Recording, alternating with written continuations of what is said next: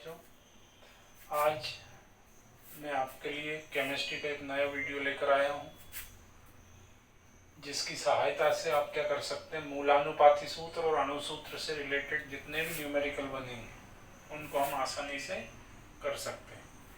अब empirical formula and molecular formula कभी कभी सीधे सीधे पूछ लेते हैं इनमें, लेकिन कभी कभार इसमें परसेंटेज वगैरह निकालना रहता है।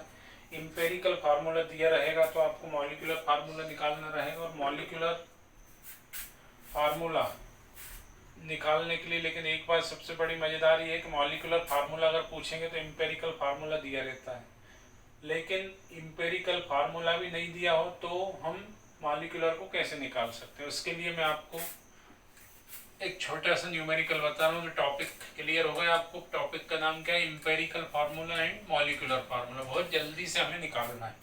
एक क्वेश्चन है, सपोज करिए एक ऑर्गेनिक कंपाउंड है, कोई भी कार्बनिक पदार्थ है या कार्बनिक यौगिक है, उसमें कार्बन दे रखा हमको 40% और हाइड्रोजन दे रखा हमको 6.66%। सपोज करिए दिया है, न्यूमेरिकल है कोई सा। और क्या बोल रहा है इसमें, इसका जो देखिए परसेंटेज ऑफ कार्बन कितनी दे रखी है हमें 40, हाइड्रोजन कितना दे रखा है 66। अब ऑक्सीजन कहीं नहीं दिया, मैंने पहले से लिख लिया इसको, देखिए कुछ नहीं है। अब और यहाँ क्या दे रखा है, एक शब्द पे विशेष ध्यान देना, कार्बनिक यौगिक, एन ऑर्गेनिक कंपाउंड ऐसा लिखा है। अब जब बोला ऑर्गेनिक कंपाउंड या कार्बनिक यौगिक तो वैसे ही समझ में आ जाएगा कि कार्बनिक यौगिक कब होता है, जब CH होता तो हाइड्रोकार्बन हो जाता। अब हमने अपनी मर्जी से ऑक्सीजन लिखना। अब इन दोनों को प्लस करें हम तो 40 प्लस 6.66 तो 46.66। अब 100 में से इन दोनों को माइनस कर देंगे तो अपनी मर्जी से अपन को क्या लिखना, ऑक्सीजन। पहली बात तो ये याद रखना। कार्बन हाइड्रोजन दोनों का अमाउंट अगर देखिए ये दे रखे 40 और हाइड्रोजन दे रखा होता 60 तो 40 और 60 100 हो गए, तो फिर लिखने की जरूरत नहीं। लेकिन फिर यहाँ कार्बनिक यौगिक नहीं होता, क्वेश्चन में होता पर हाइड्रोकार्बन, ये विशेष ध्यान रखना। अब मेरे को क्या करना है, अपनी मर्जी से मैंने ऑक्सीजन लिख ली। उन्होंने कुछ नहीं दिया, बस उन्होंने इतना दिया कि कार्बन इतना दे रखा है और हाइड्रोजन इतना दे रखा है, और जो इसकी रिलेटिव डेंसिटी अपेक्षित घनत्व है वो कितना दे रखा वो भी देंगे। सपोज करिए वो 30 दे रखा, ये क्या है RD, रिलेटिव डेंसिटी दे रखी है। अब आपको कैलकुलेट क्या करना, आपसे पूछा गया है मूलानुपाती सूत्र भी कैलकुलेट करो, इंपेरिकल फार्मूला और मॉलिक्यूलर फार्मूला भी ज्ञात करो। क्वेश्चन मेरे हिसाब से क्लियर होगा आपको। An organic compound, amount of carbon कितना दिया 40%, हाइड्रोजन का प्रतिशत इतना दे रखा है, और इसका अपेक्षित घनत्व कितना दे रखा है 30, रिलेटिव डेंसिटी। तो आपसे क्या पूछा, मूलानुपाती जरूर नहीं, ये पूछा डायरेक्ट पूछ सकते हैं, तो इसका मॉलिक्यूलर फार्मूला कैलकुलेट करो। अब कैसे करेंगे, अणु सूत्र ज्ञात करने के लिए, मॉलिक्यूलर फार्मूला कैलकुलेट करने के लिए पहले आपको इंपेरिकल फार्मूला याद होना चाहिए। उसको कैसे निकालते, तो उसका सबसे आसान तरीका मैंने लिख रखा है। सबसे पहले हमने सीरियल नंबर लिख लिए, जो सीरियल नंबर आपको 1 2 3। एलिमेंट तत्व मैंने क्या लिखे, कार्बन हाइड्रोजन, वो अपनी मर्जी से लिखा। एटॉमिक मास, कार्बन का मास कितना होता है 12, हाइड्रोजन का 1 और ऑक्सीजन का 16। अमाउंट जो परसेंटेज दे रखा वो क्या दे रखा है 40 66, और ये मैंने अपनी मर्जी से नहीं लिखा, मैंने इन्हीं 100 में से दोनों को माइनस करके ये लिख लिया। अब आपेक्षिक अनुपात निकालना हमें, रिलेटिव रेशो कैसे निकालते हैं, तो याद रखना जो प्रतिशत मात्रा है उसमें परमाणु भार का भाग दे देंगे। जब प्रतिशत मात्रा में परमाणु भार का भाग दिया तो हमने देखा तीनों में ही आया। अब आपको जो ध्यान रखना वो ये रखना है कि इन तीनों में सबसे छोटी संख्या कौन सी है।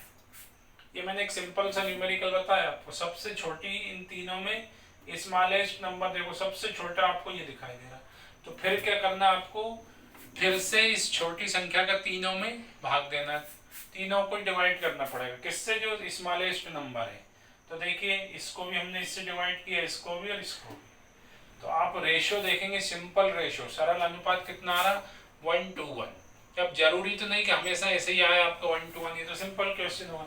सपोज करिए लास्ट में आपका आ जाता 1.3, तो भी आप इसे 1 ही मानते। अगर आ जाता 1.4 तो भी 1 ही मानते। अगर आ जाता 1.7 तो फिर आप इसको 2 बोल देते। लेकिन कभी कभी क्या होता है, जो सिंपल रेशो आता है फिक्स 1.5, 2.5, यदि ऐसा आए तो फिर कंफ्यूज मत होना। फिर आपको इसको क्या करना, सबसे छोटी संख्या से इंटू करना। तो जब इसे सबसे छोटी संख्या से इंटू करेंगे तो कितना होगा, इतना। सबसे छोटा जो नंबर होता है 1 होता है, लेकिन 1 का कोई मीनिंग नहीं, इसलिए अपन 2 से कर। तो इसको हमने सम बना लिया। देखिए, यदि इसमें करके खुश मत हो जाना, इसमें भी अगर इसमें आपने किया तो फिर इसमें भी करना पड़ेगा, इसमें भी करना पड़ेगा। तो ये कब करोगे आप, फिर से सुनिए, जब लास्ट में सिंपल रेशो किसी एक एलिमेंट में क्या जाए 1.5, 2.5, 3.5, और यदि ऐसा ना हो, मैंने आपसे अभी कहा 1.2, 1.3 लेस देन 1.5 आए तो आप उसे 1 मानेंगे, और मोर देन 1.5 आए तो आप उसे 2 मान लेंगे। लेकिन अभी तो ऐसा कुछ नहीं, अभी सिंपल रेशो अपना निकल रहा है। तो देखिए, मूलानुपाती सूत्र जो आपको है वो मालूम चल गया। मूलानुपाती सूत्र को मैं बार बार आपसे इंग्लिश हिंदी में कोई कंफ्यूज नहीं होना चाहिए, इंपेरिकल फार्मूला बोलते हैं। अब क्या आया ये CH2O, कहाँ देख के लिखा मैंने, ये C का रेशो 1 है, H का 2 है, O का 1 है, तो CH2O। अब मूलानुपाती सूत्र आ गए, इसके बाद में क्या निकालते हैं, मूलानुपाती सूत्र भार। इसका जो एम्पेरिकल फार्मूला है, इसका हमें क्या कैलकुलेट करना, मास। तो मास कैसे कैलकुलेट करोगे, कार्बन का ये दिख रहा है आपको 12 प्लस एज कितने 2 और मास कितना 1 प्लस ऑक्सीजन 6। तो इन सबको जोड़ेंगे आप तो कितना मिल गया 30 मिला। अब क्या निकाला, पहले ध्यान से देखना, इंपेरिकल फार्मूला। इंपेरिकल फार्मूला मैंने ये रेशो देख के लिख दिया है यहाँ पर। इंपेरिकल फार्मूला मास, जो इसका मास है उन सबको प्लस कर दिए। अब मेरे को निकालना है अणु सूत्र भार। अणु सूत्र भार कैसे निकालेंगे, देखिए, अणु सूत्र भार निकालने के लिए फार्मूला बुक में दे रखा 2 इंटू वेपर डेंसिटी, 2 गुणित वाष्प घनत्व। वाष्प घनत्व दिया है, देखिए, सॉरी ये वेपर डेंसिटी कितनी दे रखी है, तो वाष्प घनत्व इन्होंने हमें दे रखा है 2 इंटू 30, तो कितना होगा ये 60। पहले क्या निकालेंगे, अणु सूत्र भार। अणु सूत्र भार कैसे निकालते, इसका फार्मूला याद रखना है 2 इंटू वेपर, जो 2 वाष्प घनत्व दे रखा है उसमें 2 से मल्टीप्लाई कर देंगे। अब आपको क्या निकालना है, अभी निकालना अणु सूत्र भार, अब निकालना अणु सूत्र। अणु सूत्र मतलब होता है मॉलिक्यूलर फार्मूला। ये मास, मॉलिक्यूलर फार्मूला मास था, और ये है मॉलिक्यूलर फार्मूला। मॉलिक्यूलर फार्मूला कैसे निकालेंगे, तो इसके लिए फिर से एक फार्मूला दे रखा है, अणु सूत्र भार डिवाइडेड बाय मूलानुपाती सूत्र भार। मतलब क्या हुआ, जो इंपेरिकल फार्मूला मास है, ये mass of empirical formula upon sorry mass of molecular formula, तो मॉलिक्यूलर फार्मूला को ऊपर ले जाना, mass of molecular formula upon mass of empirical formula. तो अणु सूत्र भार कितना दिया आपको दिखाई दे रहा बोर्ड पे 60, और इंपेरिकल फार्मूला मास कितना है 30। जब इसको डिवाइड करेंगे तो क्या जाएगा 2। अब अणु सूत्र अभी नहीं निकला, ध्यान रखना। अणु सूत्र भार निकालने के लिए अपन ने मॉलिक्यूलर फार्मूला निकालने के लिए क्या कर लिया, अणु सूत्र भार बटे मूलानुपाती सूत्र भार। ये अपेक्षिक संख्या आ गई यहाँ। अब आप यहाँ कंफ्यूज होंगे, इसलिए मैं इसको फिर मिटा रहा हूँ। जो मेन रेशो अपना कितना है, वो आपका आ गया 2। अब नीचे लिखूँ उसी चीज को, किसको, मॉलिक्यूलर फार्मूला। अणु सूत्र लिखना है मेरे को, तो इसके लिए एक छोटा सा फार्मूला दे रखा, मूलानुपाती सूत्र इंटू एन, एम्पेरिकल फार्मूला और एन कर रखा है। तो ये एन हम निकाल चुके हैं, एन है ये। कैसे निकाला एन, आपके सामने रखा, मॉलिक्यूलर फार्मूला मास को किससे डिवाइड कर दिया, एम्पेरिकल फार्मूला मास। अब एन की जगह हम क्या रख देंगे 2। तो ये देखिए आप लोग कि मूलानुपाती सूत्र क्या है अपना, ये CH2O, यहाँ 2 रख दिए, तो आंसर क्या बन जाएगा C2H4O2। ये जो आया ये क्या जाएगा, मॉलिक्यूलर फार्मूला। आप कभी कभार और आगे चले जाते बोलते हैं कौन सा एसिड है, तो आप इसको ओपन करके लिख दो CH3COOH, ये एसिटिक एसिड है। अब देखिए आपको क्या दे रखा था, बिल्कुल आराम से देखना, पर कार्बन का परसेंट दिया था, हाइड्रोजन का दिया था और वाष्प घनत्व दिया था, वेपर डेंसिटी। इन तीनों की हेल्प से हमने पहले क्या कैलकुलेट कर लिया, मूलानुपाती सूत्र। मूलानुपाती सूत्र कैसे कैलकुलेट कर रहे हैं आपके सामने, फिर मूलानुपाती सूत्र बाहर कैलकुलेट करेंगे, फिर अणु सूत्र बाहर कैलकुलेट करेंगे। अणु सूत्र बाहर कैसे करेंगे, जो वाष्प घनत्व है उसमें 2 से गुणा कर देंगे, फिर n। अब n जो नंबर आपको बताना है, नंबर कैसे बताएंगे, इंपेरिकल फार्मूला को अपोन में ले जाना और मॉलिक्यूलर फार्मूला को ऊपर रखना, ये जो नंबर आए। फिर लास्ट क्या कैलकुलेट करना था, मॉलिक्यूलर फार्मूला। तो मॉलिक्यूलर फार्मूला में ज़्यादा टेंशन मत लेना, empirical formula into n, n की जगह जो वैल्यू पुटअप करके, और ये जो आया ये याद रखना, ये मॉलिक्यूलर फार्मूला, और ये जो आया था ये क्या है, इंपेरिकल। ये मूलानुपाती सूत्र है और वो अणु सूत्र है। तो बहुत आसान है अगर आप थोड़ा सा भी ध्यान से इसको देखेंगे तो। अब मैंने ये तो क्वेश्चन बता दिया, पर ये मैंने आपको अभी बताया नहीं कि इंपेरिकल फार्मूला होता क्या है, मॉलिक्यूलर फार्मूला क्या होता है। तो मॉलिक्यूलर फार्मूला और क्या डिफरेंस है दोनों में, देखिए मेरे से पूछा गया कि अणु सूत्र या मॉलिक्यूलर फार्मूला क्या है, तो याद रखना किसी भी कंपाउंड का जो रियल फार्मूला होता है उसको बोलते हैं अणु सूत्र, वास्तविक सूत्र। कैसे, एक एग्जांपल अपन ले लें। यहाँ पर आपसे बोला गया CH3COOH, क्या है ये, एसिटिक एसिड। स्ट्रक्चर मैंने लिखा था, ये क्या है, एसिटिक एसिड।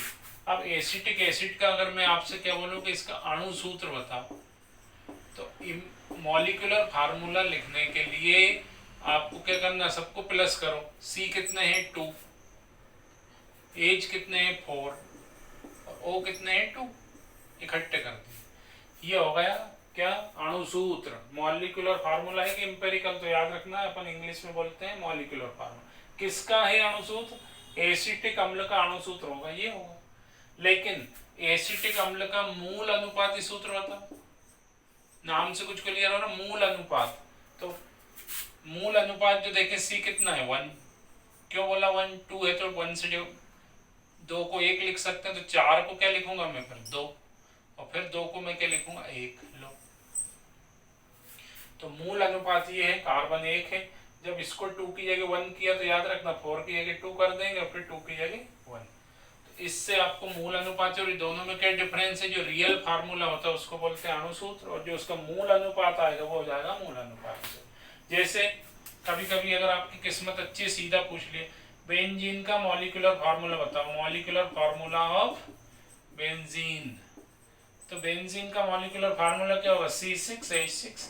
जब अपन स्ट्रक्चर बनाते हैं तो ऐसा बनाते हैं, ये C फालतू चीज, तो ये तो क्या होगा मॉलिक्यूलर फार्मूला। लेकिन अगर आपसे बोलते हैं इंपेरिकल फार्मूला बताओ, मूल अनुपाती सूत्र, तो CH, क्योंकि 6 है, दोनों इक्वल है, ये क्या होगा इंपेरिकल फार्मूला ऑफ बेंजीन। तो मॉलिक्यूलर फार्मूला और इंपेरिकल फार्मूला थोड़े थोड़े क्लियर हुए होंगे आपको। अब 1 मिनट की बात और इसमें सुनना, यदि ऑर्गेनिक कंपाउंड नहीं होता, हाइड्रोकार्बन होता, तो फिर मैं क्या करता, डायरेक्ट हमसे मॉलिक्यूलर फार्मूला नहीं पूछते हैं, बीच में छोड़ देते हैं। इंपेरिकल मूलानुपाती सूत्र बताओ, एक हाइड्रोकार्बन है, देखिए यहाँ लिख रखा है N हाइड्रोकार्बन, और कार्बन कितनी दे रखी, सपोज करिए 80%, कार्बन 80% दे रखी, ध्यान देना। और क्या ज्ञात करना है, इसका मूल अनुपाती सूत्र ज्ञात करो, इंपेरिकल फार्मूला कैलकुलेट करना। अब कुछ दिया तो ही नहीं, बस इतना दे रखा कि एक हाइड्रोकार्बन है, उसमें कार्बन इतनी दे रखी है और इसका मूलानुपाती बताओ। तो जब हाइड्रोकार्बन है तो तुरंत आपके दिमाग में कुछ नई चीज आ गई यहाँ पर हाइड्रोकार्बन है, तो कार्बन के अलावा और क्या होगा यहाँ पर, हाइड्रोजन और होना चाहिए। परसेंटेज में दिया तो 80 तो हो ही गए, तो अपनी मर्जी से मैं क्या लिख दूंगा कि इसमें 20% क्या होगी, हाइड्रोजन। ये मैंने अपनी मर्जी से लिखा, उनने नहीं दिया था। अब ये आपको मालूम है कार्बन क्या लिखा 80 और हाइड्रोजन लिखा मैंने 20, तो 80 बटे क्या करूंगा 12, ये कहां से कर दिया मैंने। अभी मैंने तरीका बताया था आपको, प्रतिशत मात्रा में परमाणु भार से भाग देते हैं। तो परमाणु भार कार्बन का 12 होता है और प्रतिशत मात्रा दे रखी 80। तो आप देखेंगे 12×72, फिर 8 बचे तो लगभग ये आ जाएगा। और भी जाओगे तो ये, और यहाँ पर क्या देखेंगे 20 का 20 आएगा। ये कैसे, वो जो अपन ने इतना बड़ा नाटक किया था, टेबल बनाया था, कुछ मत बनाओ, जो एलिमेंट दे रखा, तत्व दे रखा, उसका परसेंटेज यहाँ से टिप लिया हमने, मास हमें पता रहता है, और प्लस करके 100 करना, तो 80 में 20 और जोड़ेंगे तो हाइड्रोजन कितने निकल गई 20%। अब रेशो ये आया इसका। अब ये देखो इनमें सबसे छोटी संख्या कौन सी है दोनों में, तो दोनों में आपको दिखाई दे रहा है कि ऊपर वाली छोटी है, तो उस छोटी का फिर से भाग देना है सभी में। सभी क्या, 2 तो है ही, ये फिर से मैंने भाग, तो यहाँ पर क्या आ रहा 1 और यहाँ क्या आ रहा। अब देखिए 3 लिख सकता हूं मैं यहाँ पर, क्यों लिखा मैंने 3 आप सब समझ गए।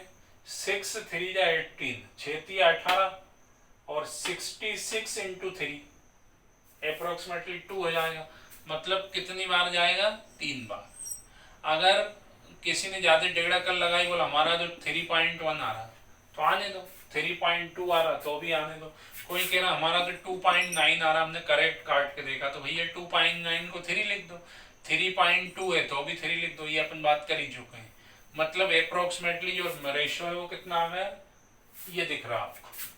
अब इसका इंपेरिकल फार्मूला बताओ, तो इंपेरिकल आप जानते हैं मूलानुपाती सूत्र, तो C1 है और H3, लेकिन हमारे ऑप्शन में CH3 नहीं है।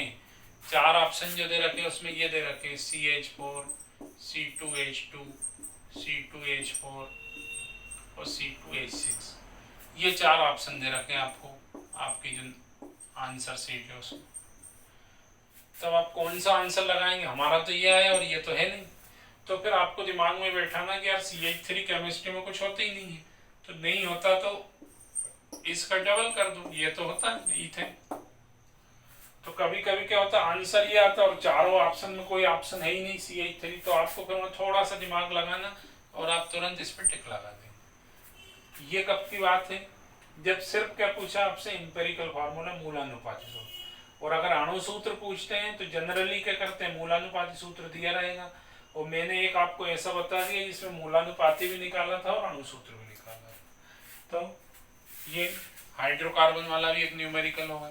जैसे आंसर में आपका आता CH2, आंसर आता CH2, CH2 कुछ होता नहीं, तो उस कंडीशन में आप लोग क्या करोगे, फिर उसको कर देंगे C2H4, क्योंकि C2H4 तो होता है, क्या होता है, अब जैसे CH2 कुछ नहीं होता लेकिन C2H4 क्या होता है, इथिलीन, तो अपनी मर्जी से हम इसको ऐसे लिख सकते हैं। तो इंपेरिकल फार्मूला और मॉलिक्यूलर फार्मूला है, उनमें से एक क्वेश्चन जरूर बनता, ध्यान रखना।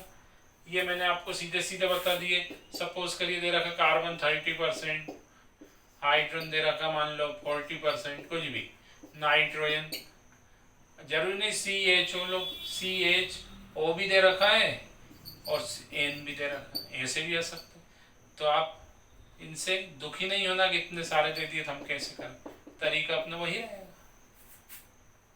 जो परसेंटेज है उसमें काएगा वही, उससे डिवाइड कर देंगे मास से, जो सबसे छोटी संख्या आएगी उसका सब में फिर से डिवाइड करेंगे और आखिरी में सिंपल रेशो देख लेंगे, वो बन जाएगा उसका इंपेरिकल फार्मूला। और जब इंपेरिकल फार्मूला याद होता, मूलानुपाती सूत्र याद हो, तो फिर आपको बहुत मजे आएंगे, अणु सूत्र अपने आप निकल जाता। तो अच्छा, अणु सूत्र पूछेंगे तो आपको बुक में क्या दिया रहेगा, वेपर डेंसिटी, वाष्प घनत्व जरूर दिया रहेगा, और अगर सिर्फ मूलानुपाती पूछेंगे तो वाष्प घनत्व की फिर जरूरत नहीं पड़ेगी। तो मेरे को उम्मीद है कि मैंने एक छोटा सा वीडियो आपको 10-15 मिनट का बनाया, ये आपको समझ में आया होगा। प्रैक्टिस करके इसलिए देखना कि एक क्वेश्चन इससे रिलेटेड जरूर आता। Thank you.